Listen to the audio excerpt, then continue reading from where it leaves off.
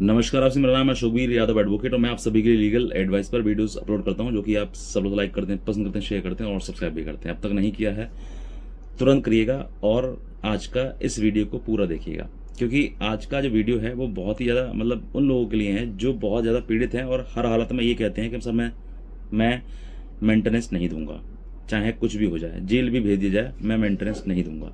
तो ऐसी परिस्थिति में आपको क्या से क्या करना है, और अगर आपने ठान लिया है मेंटेनेंस ना देने का, तो मैं कहता हूं आपसे कोई ताकत मेंटेनेंस नहीं ले सकती है। आज का वीडियो इसी बात पर आधारित है और इस वीडियो को पूरा देखिएगा। आज मेरा थोड़ा गला भी खराब है, लेकिन मैं आपको वो चीज़ बता रहा हूँ, वीडियो बना रहा हूँ। एक व्यक्ति हैं, उनका कमेंट भी आया कि सर आपका वीडियो नहीं आ रहा कई दिनों से, तो आप बताएं। तो मैं थोड़ा सा, मेरा गला ख़राब था, इसलिए वजह से मैं नहीं बना पाया था, तो आज मैं आपके साथ में बना रहा हूँ। और सबसे पहले देखिए, महिला ने, पत्नी ने आपके ऊपर मेंटेनेंस का मुकदमा डाल दिया। मैं डायरेक्टली आता हूँ, पूरी कहानी ना बताकर शॉर्ट में ख़त्म करना चाहता हूँ बात के लिए, कि आपके ऊपर मुकदमा डाल दिया है और मुकदमा जब डल जाएगा तो वो आज ना तो कल कहीं ना कहीं, अगर आप कोर्ट में जाओगे तब भी बंधेगा मेंटेनेंस, और अगर आप कोर्ट में नहीं जाओगे तो तब भी बंधेगा। दोनों कंडीशन में मेंटेनेंस आपके ऊपर बंधना ही बंधना है।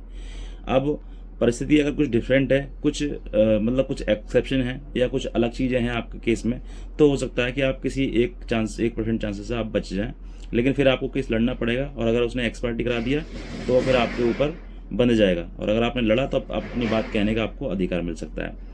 तो ये एक्सेप्शन है जहाँ पर मेंटेनेंस नहीं बंधेगा। तो मैं उनकी बात नहीं कर रहा हूँ, जहाँ पर कॉमन चीज़ है, जहाँ पर आपने अपनी पत्नी मान लिया है, तो फिर कहीं ना कहीं कोर्ट आपको मेंटेनेंस आपके ऊपर बांध ही देगी। आप जाओगे तो कंटेस्टेड बन जाएगा, और अगर आप नहीं जाओगे तो एक्स पार्टी आपके ऊपर बांध दिया जाएगा।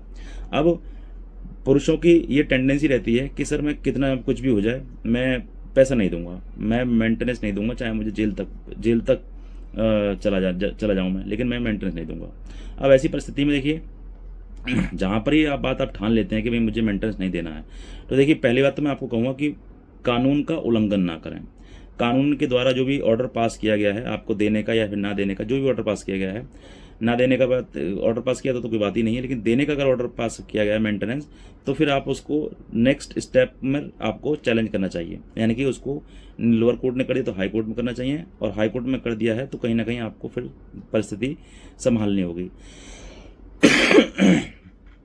तो ऐसी परिस्थिति में आपके लिए मेंटेनेंस जो है वो कहीं ना कहीं उसको चैलेंज करिए।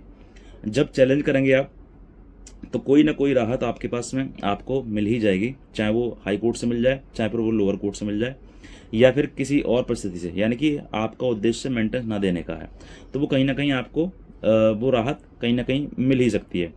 और अगर नहीं मिलती है तो देखिए, जिसने ठान लिया है कि भाई मुझे नहीं रहना है, मुझे नहीं देना है, तो फिर उसके पास कहीं ना कोई सोर्स ऑफ इनकम है ही नहीं, इसका मतलब वो देने योग्य है ही नहीं, इसका मतलब। तो कानून में स्पष्टली कहा गया है कि if you are not having the source of income, अगर आपके पास सोर्स ऑफ इनकम नहीं है, सब उसमें तो बात कही है मेंटेनेंस 125 CRPC या फिर 144 में कहा गया है, उसमें neglect having sufficient source of income, अगर पति की मना करता है उसके पास सोर्स ऑफ इनकम होने के बावजूद भी, तब वो पनिशमेंट का हकदारी है। और अगर उसके पास कोई सोर्स ऑफ इनकम है ही नहीं, तो फिर वो हकदारी नहीं है। अभी लेटेस्ट एक न्यूज़ है, बात है कि लड़का जो है वो मेंटेनेंस के उसके ऊपर 4 लाख का बांध दिया गया, और 4 लाख के बाद उसको पुलिस उठाया और पुलिस ने जो है वो जेल भेज दिया, कोर्ट ने जो वो जेल भेज दिया। और जेल भेजने के बाद वो पति ने, उसने ठान ली तो ठान ली, उसने वो लगातार वहीं पे रहा। कहाँ पर? जेल में। अब जेल में वो लगातार वहीं पर रहा और घर वालों से कह दिया कि तुम मुझे भूल जाओ, जब समय आएगा तो मैं खुद को निकल आऊँगा बाहर, क्योंकि मैंने कोई क्राइम नहीं किया है, मुझे पैसा गया, पैसा कोई मैंने उसका लिया नहीं है, ना मेरे पे उसका पैसा कोई उधारी का है, ना मैंने कोई क्राइम किया है। तो मुझे जेल में भेजा जा रहा है तो कोई बात नहीं, मैं जेल में रह लेता हूँ। तो वो लड़का जो है वो कम से कम पूरे 2 साल जेल में रहा, और जेल में रहने के बाद जैसे ही जेल से बाहर आया, उसने उस बात का कहते हुए कि सर मुझे अननेसेसरी जेल भेज रखा गया 2 साल के लिए, और वो ऑर्डर जो उसके खिलाफ करा गया था मेंटेनेंस का, उस ऑर्डर को हाई कोर्ट में चैलेंज किया, और हाई कोर्ट ने शून्य कर दिया। वो जो 4 लाख था वो ख़त्म कर दिया, 0 कर दिया, और रिवीजन दोबारा फाइल करा दिया कि भाई तुम जो है दोबारा से मेंटेनेंस का केस लड़ो। अब ऐसी परिस्थिति में अगर आप इतने जिद्दी हैं कि हाँ बिल्कुल नहीं देना चाहें, जो हो जाए। अब ये 2 साल की परिस्थिति रही है, हो सकता है कि आपकी 5-6 महीने रह जाए, क्योंकि रिकवरी जो सूट फाइल किया जाता है उसमें 1 मंथ तक का जेल का प्रोविज़न दिया गया है, 1 महीने का। और जब तक, और ये डिस्क्रिप्शन पावर है जज की कि वो चाहें तो तब तक, जब तक आप पे नहीं करोगे तब तक भी आपको वो जेल में रख सकता है। ये एक प्रकार से अगर मैं कहूँ तो कानून रूप से एक ब्लैकमेलिंग ही है, एक्सटॉर्शन ही है, कि जब तक मतलब वो देगा नहीं तब तक वो जेल में रखा जाएगा। तो ये चीज़ें मुझे नहीं लगती सही कि भाई इस तरह की चीज़ें होनी चाहिए। लेकिन फिर भी मैं ये बताना चाहूँगा कि अगर आप जेल तक जाने के तैयार हैं तो आपको कोई आपसे ज़बरन मेंटेनेंस नहीं ले सकता है। जो इंसान जेल तक जा सकता है, रह सकता है जेल में जाके, कि भाई पैसा नहीं दे रहा है या फिर उसके पास है नहीं पैसा, तो कोर्ट तो कहीं ना कहीं आपको दंडित करेगी। तो दंड अगर भुगतने के लिए आप तैयार हो तो मैं कहता हूँ आपसे कोई भी मेंटेनेंस आपकी पत्नी इस जन्म में कभी नहीं ले सकती। ये रियलिटी है जो कि अभी लेटेस्ट चीज़ सामने आई, जो मैंने आपको सोचा कि मैं आपको शेयर करूं। तो देखो, मैं नहीं चाहूँगा कि आप कोई जेल जाओ, थोड़ा बहुत मेंटेनेंस है तो दे सकते हैं आप, और नहीं है आपके पास में तो फिर आप अपने बात कोर्ट में जा कहें कि सर जेल भेजना है, मुझे जेल भेज दीजिए, लेकिन मेरे पास मेंटेनेंस नहीं है। तो कहीं ना कहीं कोर्ट के ऊपर ही डिपेंड करता है, डिस्कशन पावर है कि वो चाहे तो आपको वहीं से बरी भी कर सकती है। क्योंकि कहीं ना कहीं लड़की ने वो झूठा मुकदमा डाल सकती हैं। जो आजकल पत्नियां एक्सपार्टी करा लेती हैं, अच्छा खासा कमा रही हैं, खा रही हैं, शरीर बिल्कुल स्वस्थ है एकदम से, लेकिन फिर भी पति को परेशान करके उनके ऊपर मेंटेनेंस लगाया जा रहा है। तो ये सब चीज़ें जो है वो विरोध करना होगा। देखो, आपके ऊपर बीत रही है, आप ही समझ सकते हैं इस चीज़ परेशानी के लिए कितना परेशानी, कितना टेंशन और डिप्रेशन में आप जीवन व्यतीत कर रहे हैं, ये चीज़ें आप ही समझ सकते हैं।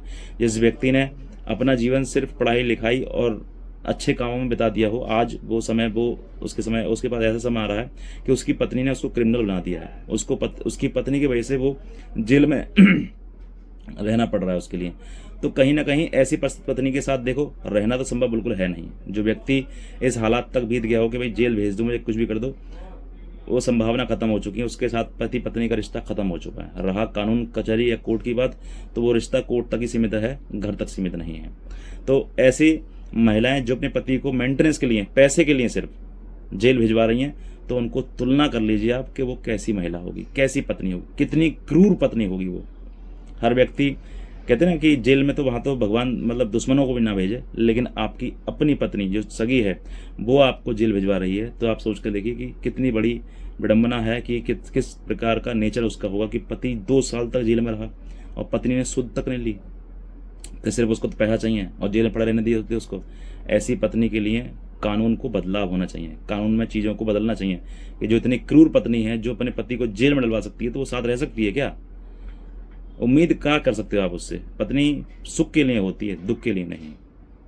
बहरहाल कानून अलग चल रही है आज के टाइम में और समाज अलग चल रहा है, तो कहीं ना कहीं समाज में भी ये चीज़ें फैल रही हैं।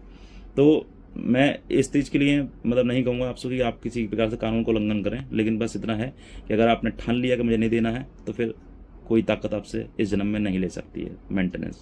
मैं इतना कह जाऊँगा, अगर आप कोई लीगल हेल्प हमसे चाहते हैं तो आप हमारे दिए हुए नंबर पर हमें संपर्क कर सकते हैं, हमारी लीगल हेल्प ले सकते हैं। और एक हमारा व्हाट्सएप ग्रुप है जिसका लिंक मैंने इसी वीडियो में दिया हुआ है डिस्क्रिप्शन में, उसको क्लिक करके आप वॉच कर लीजिए, उसको फॉलो कर लीजिए, और भविष्य में आने वाली अपडेट जजमेंट्स वगैरह आपको वहीं मिलते रहेंगे। और आज का वीडियो देखने से बहुत धन्यवाद।